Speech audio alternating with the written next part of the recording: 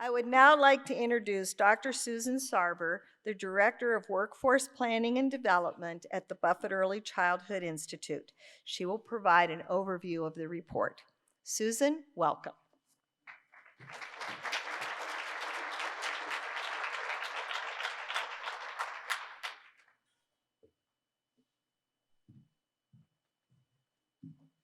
Thank you very much, Marjorie. Thank you, Senator Stenner. What an act to follow. Wow. I'm so happy to be here today on behalf of the Commission, and I'm going to share with you an overview of the report and its goals and what the Commission has been doing for the past 3 years. And I want to extend my own thanks to the Commission members. It has been a privilege to work with all of you over the past 3 years. I have learned so much. You have challenged me to think in so many different ways. And I look forward to working with you and everyone else as we move forward, as the Senator said, to get this done. I also want to thank my team, Kathy Huddleston Casas and Kama Charlet. They've been doing this with me from the beginning, and I couldn't have done it without them, so thank you guys. And most importantly, I want to thank all the early childhood professionals out there. They have answered our questions. They challenged us to make real their everyday lived experiences, and they told us we need to make Nebraska the best state in the nation to be a baby. We need to do this and make life better for children and families. Marjorie said it so well. The single most important building block of brain architecture and childhood development is reliable, positive, consistent interactions between the developing infant and familiar caring adults. Think about that. Think about what Marjorie said about those brains and the gaps in the brains. From the moment of birth, families are taking on this responsibility to provide those reliable, positive, consistent interactions. But families work. Parents and guardians have to find other caring, familiar adults to build those relationships, to have those interactions, to continue that brain building that's still going on even while they're working. These familiar, caring adults are the Nebraska Early Childhood Workforce. They are the cornerstone of high-quality education. The Nebraska Early Childhood Workforce Commission was convened to strengthen the state's early childhood workforce and to address the challenges for families and communities in Nebraska. In response to these challenges, the Commission developed a vision that would elevate the early childhood workforce to a priority profession benefiting all children from birth through grade 3. So what is this priority profession? It's one whose work is essential to the social and economic well-being of the state. Marjorie and Senator Stenner already addressed this, and I'm going to give you a few more facts to back that up. To accomplish this vision, the Commission's developed 4 recommendations and 4 goals and associated recommendations. I'm going to briefly share those 4 goals with you, and the panel's going to expand on them and tell you a little bit more about what's in them. Right. So to achieve this vision, here's the 4 goals. First, we need an early childhood workforce that's highly qualified and that reflects the diversity of the children and families that it serves across the state. We need to fully fund the early care and education system, and we should do this by 2030 is the goal we've set.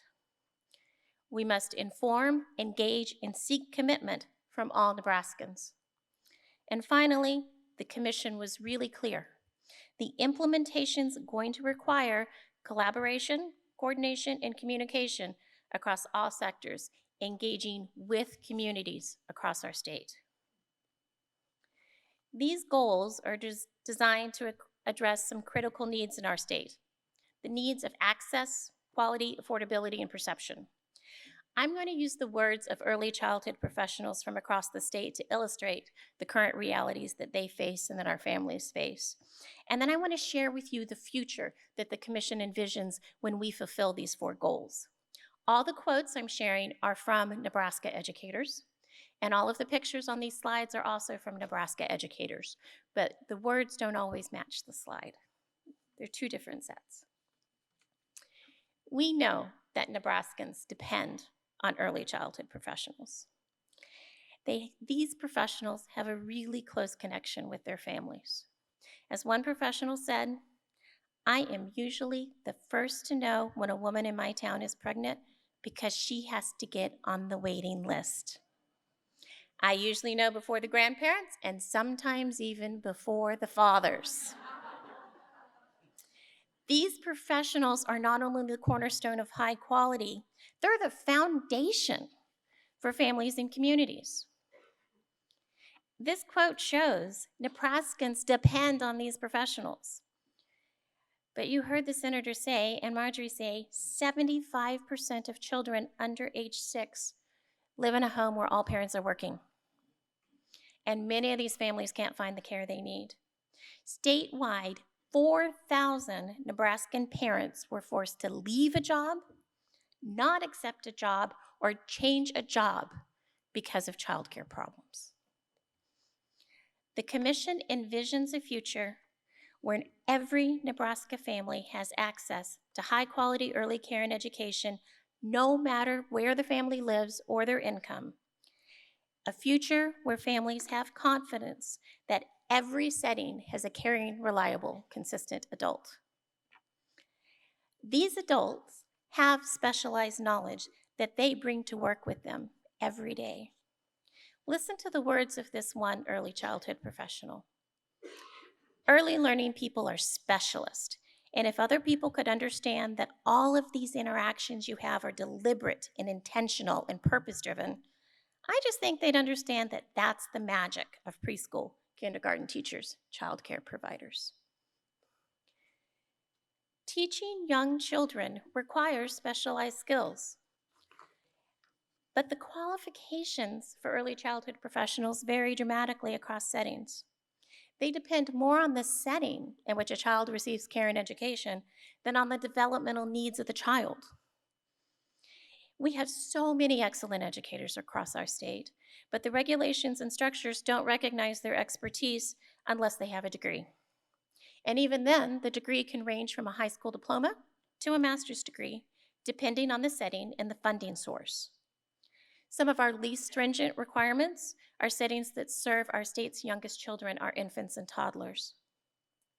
Educating and caring for an infant is just as complicated as caring for a third grader. It just requires a different set of skills.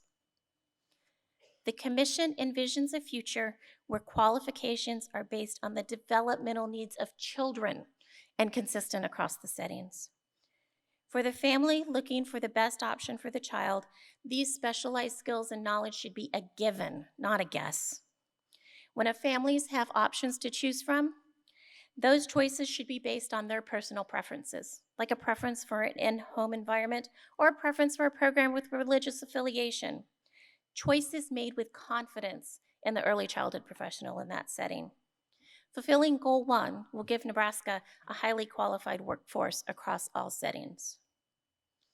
Yet having knowledge and skilled educators is not enough to ensure high quality across all settings. Our educators need more support for them to be able to implement the expertise that they bring. In particular, they need adequate compensation and benefits. If you're worried about paying your bills, or if you can't afford your medication, it's really hard to provide those calm, consistent interactions that you need every day with those children. One early childhood professional makes it really clear how difficult this can be. We have stringent poverty guidelines for Head Start. There's pride swallowing when I think about the fact that I could qualify to have a child in the program I work in. I am the teacher in my program, yet I qualify as a parent. This next educator shares with us the difficulties of being a small business owner of a home-based childcare. I just had major surgery, and the doctor suggested I take 6 weeks off. Well, I have an in-home childcare. There's no way I could take 6 weeks off, so I only took 2 weeks off without pay. Between my health insurance and my mental bills, so far I owe $10,000 out of pocket. Currently, wages and benefits of early childhood professionals vary by the setting where children receive care and education. An educator with a bachelor's degree who teaches in a public school setting in a kindergarten is going to earn an average of $37,000. That same professional if they went to a community-based childcare, would earn $15,000 less per year. The same professional. The setting matters, and it matters a lot. But what children need does not change depending on their setting. They need caring, qualified teachers. They all need teachers who can afford to show up for them every day and give them the very best. But the stress created by dealing with poverty-level wages and lack of benefits can have an impact on the quality of care that the children receive. The Commission envisions a future where wages and benefits reflect the professional expertise of the early childhood workforce. Improving wages and benefits is a critical component to support our early childhood workforce. We must recognize their professional expertise and compensate them appropriately, no matter the setting they're in. So when we start talking about increasing wages and benefits for all the early childhood professionals, you start thinking, what's it going to cost? Families, businesses, state agencies, state senators, they start thinking about affordability. How can parents afford to pay more? They're paying the cost of college. How do businesses cope with increased salaries? How do schools provide the services that their families expect and not increase your property taxes? These are all important questions. And so therefore, the Commission's second goal is to fully fund the system by 2030. In the full report, you'll find a detailed discussion of what that full system includes and how much it will cost. But we really need to reframe how we talk about affordability. That's not the right question. Money spent on early care and education is an investment. We should not be asking how much do we spend for this expense. We need to say what is our investment and what is our return. But unfortunately, we're not investing enough. This early childhood professional says it clearly. I have 3 boys, and one of them wants to be a teacher, and I'm not recommending it. I do not want him to go into teaching. It's not a viable living, and I'm not planning on subsidizing his income. Our lack of investment and our lack of recognition of the importance of this field means we're losing some of the most talented, most capable potential teachers. They don't enter the field or they leave the field. In some settings, there's a turnover rate as high as 26%. We do know that Nebraska is investing. In 2016, an estimated $460 million was spent on early care and education. Over half of that was directly from families. But we still do not have the level of sustained investment that we need to reap the benefits of this high-quality early care and education. There's a gap. The Commission report details the gap and the estimates needed to fully fund the system. The Commission envisions a future where the total cost is funded by combining public and private investments that ensure every child in Nebraska has access to high-quality early care and education, regardless of the setting that their parents choose. This full funding of high-quality early care and education requires only 0.75% of Nebraska's GDP. 0.75%. This funding would include adequately funded early childhood workforce. It would provide high quality for all children and allow affordable access for families. Closing this gap doesn't mean all new money into the system. Within our current system, there are opportunities to increase efficiencies. Let's not forget that many of our providers are small business owners. And in order to have a successful business model, they need stable enrollment and stable revenue. But for many of them, this is a struggle. Coordination within the system is needed. This is a quote from one small business owner. What we get reimbursed for subsidy doesn't even come close. You can't get paid if the child's not there. It affects their enrollment. These small businesses are very adept at meeting their challenges, but currently programs must apply for and combine funding from multiple sources in order to cover their operating cost. Financing coordination is needed. In Nebraska, federal and state funds are distributed through 15 different financing mechanisms, with different rules. Rules that can facilitate high quality, help programs do high quality care, or they can be a barrier, taking time and energy away from the children and the families. The Commission envisions a future where the public sector investments are put to their best use. By increasing coordination among agencies, linking the receipts of funding to high quality standards, the state has an opportunity to ensure that every dollar devoted to early care and education is not a dollar spent, but a dollar invested. So what are we going to do about these challenges? It's easy to talk about these barriers. It's easy to envision this future where all of them are gone. But the Commission's determined that we don't just talk. And we don't talk and talk and talk and talk. Yeah, I'm going to wrap up here soon. Okay. But from the beginning, Commission members were adamant that this report should provide a roadmap on how to accomplish long-term sustainable change. So the third goal is based on public will and commitment. Public will and commitment is required for that sustainable change. Survey research shows us that 68% of Nebraskans express support for early care and education. But there's still many Nebraskans who do not understand the complexity of the issues. This early childhood teacher says it best. I don't know so much that society on the outside doesn't value what we do, as they truly, honestly don't understand all the moving parts. The Commission envisions a future in which sustained support for Nebraska's early childhood workforce exists in communities across the state. Today is not just the release of a report, it is a launch into action. The 500 people listening today are taking that first step, and now we all need to get to work. The fourth goal is a call to action. We must all work together on behalf of children and families. Nebraskans don't shy away from a challenge, and this is a very worthy challenge. This is the wisdom of an early childhood Nebraska educator. The thing I feel very strongly is that we have all the research that tells us how to care for our kids, yet we are not doing that.